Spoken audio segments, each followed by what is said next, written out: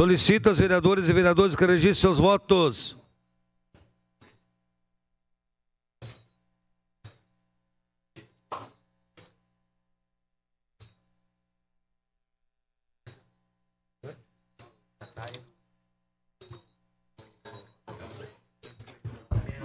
Voto sim, senhor presidente.